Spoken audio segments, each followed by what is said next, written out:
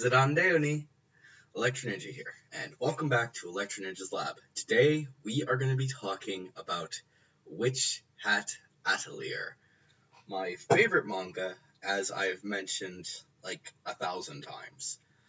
Um, so, if you guys follow me on Twitter, which is always linked down in the description below, then you know that I want to start making theories for Witch Hat Atelier.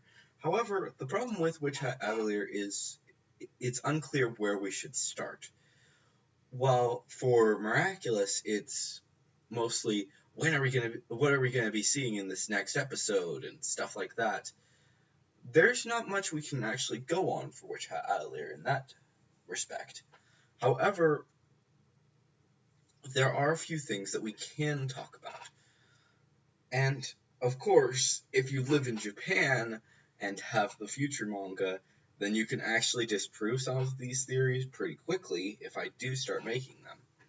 However, since I currently do not live in Japan,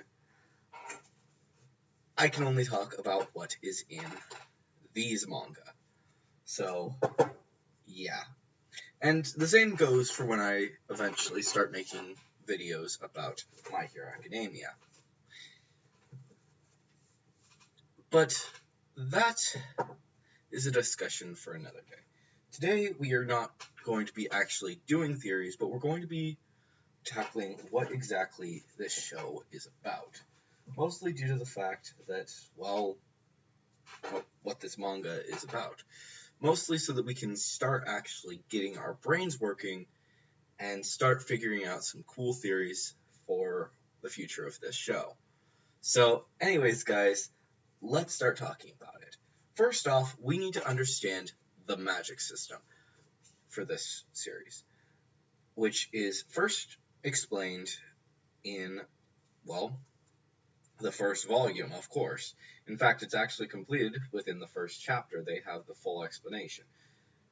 Basically, the first thing that you need to understand when dealing with Witch Hat Atelier and its magic system is that you draw your spells. There are a few things that they specifically explain on how they have to work. First of all, you have the sign, which is basically, I want to make sure that I'm actually saying this correctly. So yeah, first you have the sign, which is right in the middle of, for most spells, it's right in the middle of whatever you're doing. So that's the sigil. Then you have your signs, which each sign basically edits how the spell works. So that's pretty important. And then finally is the ring, which the ring completes the entire spell and finishes it off. So yeah, it's quite a fun little thing. Basically, the ring completes the spell and then activates it. There are a few things that you can work with throughout doing these spells, but it's important to understand exactly what is going on. So the first thing that is also important is that there are two major factions of witches.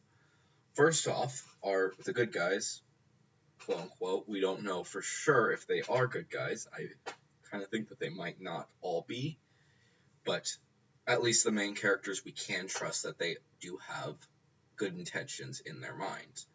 But some of them are not 100% clear. But they basically want to make sure that certain spells never happen, and that there are the only people who are safe ever learn how to use magic. Basically, people who come from witching families. Basically, what exactly do I mean?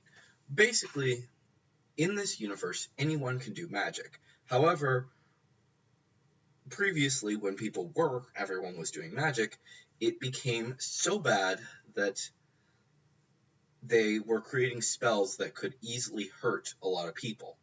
So they decided to eliminate it and make it so that people thought it was just one person doing it. No one else. Which is pretty cool, but it is also interesting.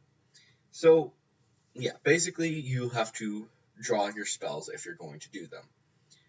And most of the time, you have to do a lot of different things to actually make the spells work. So, yeah. Um,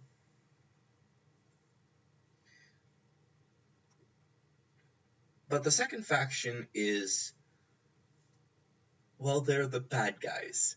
I'm going to explain them more in future videos, but basically what their plan is to do is to unlock these other spells that have been hidden away for a long time, such as the petrification spell that is the catalyst to start the entire series. So, the question now is, who exactly are they? Which is an open-ended question with not much information. Obviously, they have some abilities to travel around the world pretty easily, and there's obviously a lot of other things that are really, really interesting. So, yeah. Um,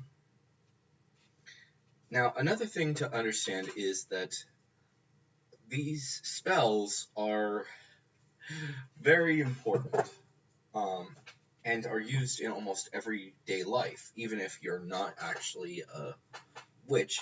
There are items that are being used to, well, do tasks, such as the fact that there is a um, lake that will clean itself in the very first chat. At the very beginning of the story, we find out about a lake that cleans itself after people use it.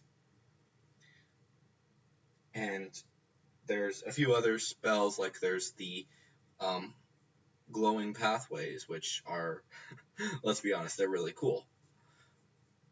So, yeah, definitely a lot of things to at least think about. And it's quite a question of how many witches and wizards will we be meeting. Of course, even wizards are actually called witches in this, so that's an important thing to understand.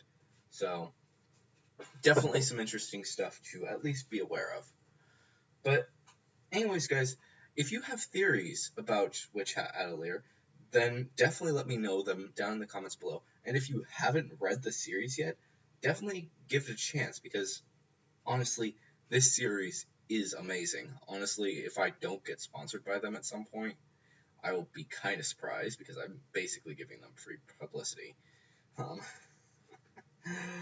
anyways, guys, if you did enjoy this video, please leave a like. We will be talking more about the series as we continue on with this. And if you have any, like I said, if you have any theories, let me know down in the comments below. And of course, if you are new, please subscribe and ring that notification bell, because it helps us out a ton. But anyways, guys, I have been Electro Ninja. I will see you guys next time. But on.